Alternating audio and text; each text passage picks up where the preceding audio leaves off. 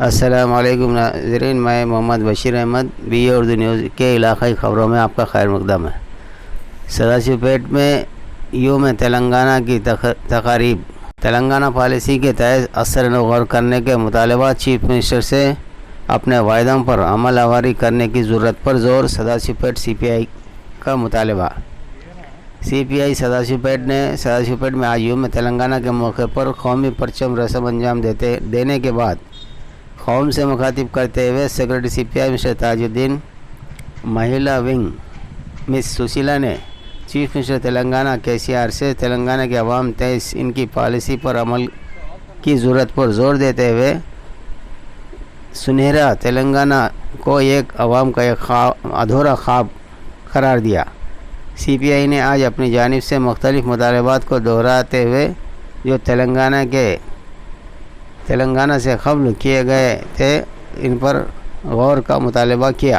తెలంగాణ రాష్ట్రం ఏర్పాటై నేటికి 8 సంవత్సరాలు పూర్తవుతున్న సందర్భంగా ఈరోజు CPI ఆధ్వర్యంలో జాతీయ జెండాని కార్యాలయం ముందు ఎగరడం జరిగింది. అంటే ఆనాడు తెలంగాణ రాష్ట్రం కూడా ఏర్పాటైతే నీళ్లు, నిధులు, నియామకాలు అన్నీ మనవే అని చెప్పినటువంటి KCR గారు 12 మంది విద్యార్థుల బలిదాన పుణ్యం అని చెప్పేసి ఆ రోజు గద్దెనెక్కారు. మరి ఈరోజు పరిస్థితి ఏముంది? తెలంగాణ గతం కంటే కూడా అసమానతలు పెరిగిపోయినాయి, నిరుపేద పెరిగిపోయింది. అంత కొంతమంది కేసీఆర్ కుటుంబ సభ్యులకు, వాళ్ళకు తబలా కొట్టే నాయకులకు మాత్రం ఈరోజు అన్ని విధాలుగా తెలంగాణలో అభివృద్ధి చెందినరు. సో మొత్తం మీద ఆ రోజు ఏమన్నాడు కేసీఆర్, నేను కూడా మళ్ళీ తెలంగాణ రాష్ట్రంలో ముఖ్యమంత్రి అయితే ప్రతి పేద కుటుంబానికి, ప్రతి దళిత కుటుంబానికి 3 ఎకరాల భూమి, ప్రతి నిరుపేదకు, ఇల్లు లేని వారికి డబుల్ బెడ్ రూమ్లు, KG నుంచి PG వరకు ఉచిత విద్య, మైనార్టీలకు 10% రిజర్వేషన్లు, STలకు 10% రిజర్వేషన్లు, అలాగే ఉద్యోగాలు ఇస్తామని, ఇంటికో ఉద్యోగం ఇస్తామని చెప్పి ఆ రోజు గద్దెనెక్కడం జరిగింది. ఈరోజు 8 ఏళ్ళ రివ్యూ చేసుకుంటే మాత్రం ఎక్కడ కూడా ఒక ఉద్యోగం ఇచ్చిన దాఖలాలు లేవు. ఈరోజు ఈ రాష్ట్రాన్ని కేసీఆర్ కుటుంబం మొత్తం రాబోతున్నా దోసుకు తింటున్నారు. గతంలో తెలంగాణ ఏర్పడినప్పుడు మనకు 1000 కోట్ల మిగులు బడ్జెట్ ఉండేది. ఈరోజు అప్పుల తెలంగాణ అయింది. ఇప్పుడు భారీగా గతంలో ఎన్నడూ లేని విధంగా అప్పుల తెలంగాణ అయిపోయింది. అభివృద్ధి మాత్రం చూసుకుంటే ఎక్కడక్కడ నిలిచిపోయింది. రోజు పేపర్లలో, ప్రెస్ మీట్ల తెలంగాణ బంగారు తెలంగాణ అని చెప్పి డోలు కొట్టుకోవడం తప్ప ఎక్కడ తెలంగాణలో పేదవాళ్ళు కానీ, కార్మికులు కానీ, కర్షకులు కానీ ధనవంతులు అయ్యింది లేదు. ఇంకా దరిద్రులు అయ్యేవారు, ఇంకా అసమానత ఇంకా పెరిగిపోతుంది. ఇంకా గరీబు ఇంకా గరిబడవుతున్నాడు, దోసుకుంటూ ఉంటున్నాడు. మొత్తం ఈ తెలంగాణ రాష్ట్రం ఏర్పాటైనాక పేదోడికి మాత్రము, సామాన్యుడికి మాత్రం ఏమి రేటు కాలేదు. ఇప్పుడు చూసుకుంటే కూడా ఇప్పుడు విపరీతంగా అంటే భూముల రేట్లు పెరిగినప్పటికీ, పంట రేట్లు పెరిగినప్పటికీ రైతులకు కానివ్వండి, కార్మికులకు కానివ్వండి, కర్షకులకు కానీ ఎక్కడ కూడా అభివృద్ధి చెందలేదు.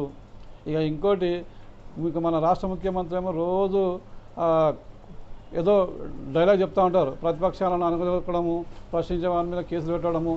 ఈ 8 ఏళ్ల పాలన అరాచక పాలన, ఒక నిర్బంధ పాలన, ఒక నిష్ఠూర పాలన, మొత్తం మీద ఒక నియంత లెక్క, ఒక హిట్లర్ లెక్క ఈరోజు రాష్ట్రంలో కేసీఆర్ పాలన నడుస్తుందని చెప్పి ఈరోజు CPIకి హెచ్చరిస్తున్నాం.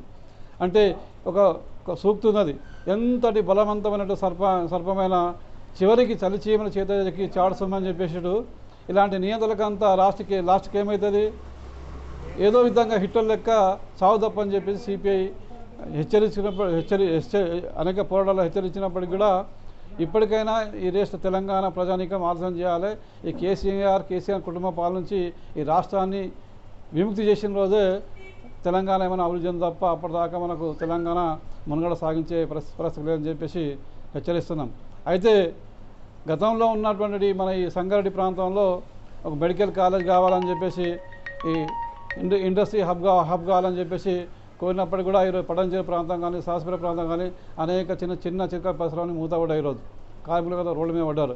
తెలంగాణ వస్తే మనం బంగారు తెలంగాణ అవుతుంది, మన పేద ప్రజల బతుకంత బంగారు ఉజ్వల భవిష్యత్తు అనుకున్నాం తప్ప ఎక్కడ కూడా తెలంగాణలో ఉజ్వల భవిష్యత్తు నుంచి ఉన్న ఉద్యోగాలు కూడిపోయి ఈరోజు రామలక్ష్మణ్ అనుకుంటూ నిరుద్యోగం పెరిగిపోయింది. ఈరోజు మొత్తం మీద ఈ 8 తెలంగాణ గుణపాటు ఏంటంటే కొంతమంది కేసీఆర్కు భజన చేసే భక్త పనులకే తెలంగాణ ఫలాలు వాళ్ళకి అందాయి తప్ప మిగతా రాష్ట్రంలో కానీ పేదలకు కానీ రైతులకు కానీ కార్మికులకు కానీ కర్షకులకు కూడా ఎక్కడ కూడా ఈ తెలంగాణ సంక్షేమ పథకాలు కానీ ఫలాలు కానీ ఇప్పటివరకు దరి చేరింది లేదు.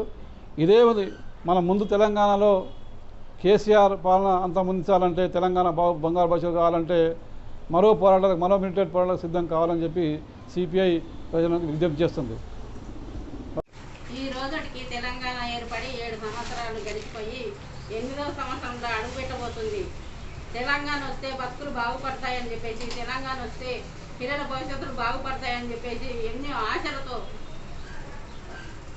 విద్యార్థులు ఆత్మహత్యలు చేసుకొని బంగారు తెలంగాణ తేవాలని చెప్పేసి ఎంతో కృషితో ఎన్నో పోరాటాలు చేసి తెలంగాణను సాధించుకున్నాము. కానీ ఇది బంగారు తెలంగాణ అంటే కేసీఆర్ కుటుంబానికి మాత్రమే తప్ప బంగారు తెలంగాణ, కానీ మరి సామాన్య ప్రజలకు మాత్రము ఇది చావుల తెలంగాణగా మార్చిండని చెప్పేసి ఇంతటికైనా గుర్తు తెచ్చుకొని రోడ్డు మీద పనిచేసే కార్మికులు, లేబర్లు, మేస్త్రీలు ఎలాంటి ఉపాధి లేక ఉపాసాలు ఉంటున్నారు. కాబట్టి వాళ్ళకు నెలకు 10,000 రూపాయల వేతనం వెయ్యాలని చెప్పేసి, మరియు నిత్యావసర సరుకులు ఉచితంగా పంపిణీ చేయాలని చెప్పేసి సిపిఐ